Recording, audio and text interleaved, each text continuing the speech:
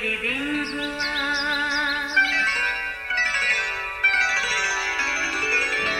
नया फिर दिन हुआ, पुरानी रात का करे सो शुक्र हम खुदा की जात का, खुदा की जात का नया फिर दिन हुआ।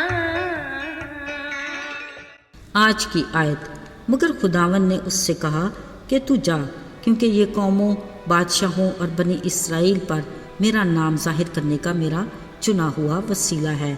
इमाल 9 बाब 15वीं आयत। अजीज़ो, इंसानी ज़िंदगी 4 अदवार पर मुश्तमिल है: बचपन, लड़कपन, जवानी और बुढ़ापा। वैसे देखा जाए तो हर दौर की अपनी एक दिलकशी है, जिसके लिए हमें खुदा की शुक्रगुजारी करना कभी नहीं भूलना चाहिए। मुझे याद पड़ता है अपने तालीमी ज़माने में जैसे ही नई क्लास में जाते बड़ी प्लानिंग की जाती, खुदा से दुआ करते अब नई क्लास में पहले से ज़्यादा अच्छा काम करेंगे, अपने स्कूल बैग को अच्छे से रखेंगे और हर मज़मून की एक्सरसाइज बुक के हर पेज पर टीचर से स्टार ज़रूर लेंगे। फिर कुछ महीने तो बड़ी ज़िम्मेदारी से प्लानिंग पर अमल दरामद होता, फिर रफ्ता रफ्ता अपनी पुरानी डगर पर ही आ जाते। बहरहाल बड़े ही मज़े के दिन थे वो भी। अजीज़ो, ज़िंदगी का कोई भी दौर हो, बड़ी प्लानिंग की जाती है, बड़े जोश और खरोश से काम शुरू किया जाता है, पर अफसोस हम अपने वादे से वफादारी कर ही नहीं पाते। वो एक पंजाबी का मुहावरा है ना, जिथे दी खोती उथे आण खलोती। यकीनन आप समझ के होंगे, अक्लमंद के लिए इशारा काफ़ी है। अजीज़ो, एक दफ़ा का जिक्र है, एक औरत थी जो खुदा को बहुत प्यार करती थी। उसके इजहार के लिए वो खुदा की कोई खिदमत करना चाहती थी। वो हर रोज़ अपनी डायरी खोलती और प्लानिंग करती रहती। फिर उसने अपनी ख्वाहिशात को खुदा के हुजूर रख दिया। वो हर रोज़ दुआ में कहती, आए खुदा, मुझे बता इनमें से किस प्लानिंग के ज़रिए मैं तेरी खिदमत करूं। कुछ दिन दुआ करने के बाद वो अपने आसमानी बाप खुदा से नाराज़ हो गई। बोली, आए खुदा, तूने मेरी दुआ का जवाब ही नहीं दिया। क्या मेरी कोई भी प्लानिंग तुझे पसंद नहीं आई कि मैं तेरी खिदमत करूं? मज़े की बात ये कि खुदा ने उसे जवाब दिया, कहा, नहीं बेटी, ये बात नहीं, तेरी हर प्लानिंग काबिल कबूल है, मगर ये कि मेरी प्लानिंग तेरे लिए बेहतरीन होगी। ये सुनकर अपने आसमानी बाप खुदा से नाराज़ बेटी राज़ी हो गई और उसकी मर्ज़ी के सामने सर झुका दिया। एक दिन वो अपने कामों में मसरूफ़ थी कि उसके कानों में ये अल्फाज गूंजे, तुम उन बेहौसला टूटे लोगों की मदद करो जो रेलवे के मोड़ की पटड़ी पर खुदकुशी करने आते हैं।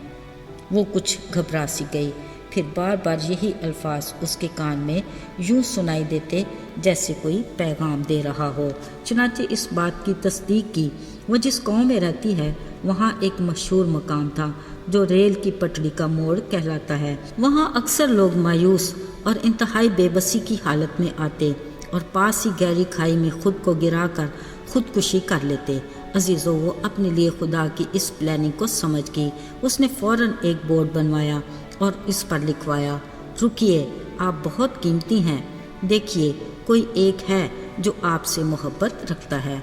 नीचे उसने अपना नाम और पता लिखवाया और वहाँ नस्ब कर दिया। अब वो दुआ के साथ इंतज़ार भी करती। अजीज़ों, यकीन कीजिए, पहले ही दिन किसी ने बोर्ड पढ़कर उसके दरवाजे पर दस्तक दी। उसने खुशी से दरवाज़ा खोला। एक शख्स खड़ा था। उसने उसे अंदर बुलाया और अच्छे माहौल में उसे यीशु के बारे में बताया। खुशकुन बात ये कि वह शादमान होकर अपने घर लौटा। ऐसे ही ये सिलसिले बढ़ते गए। यूँ उसने कई रूहों को खुदा के लिए जीता। अजीज़ों, उस पर खुदा का इतना फजल हुआ कि वो एक लंबी उम्र जीती रही और अपने मरते दम तक खुदा की इसी प्लानिंग पर काम करती रही। बेशक उसके लिए खुदा की प्लानिंग बेहतरीन थी। अजीज़ों, खुदा आज के दौर में भी अपने लिए ऐसे परस्तार ढूंढता है जो रूह और सच्चाई से उसकी इबादत करें और दिल से उसकी खिदमत के ख्वाह हों। यकीनन खुदा जिसे अपनी खिदमत के लिए बुलाता है उसको अपनी प्लानिंग से आगाह भी करता है और उसकी प्लानिंग बेहतरीन है।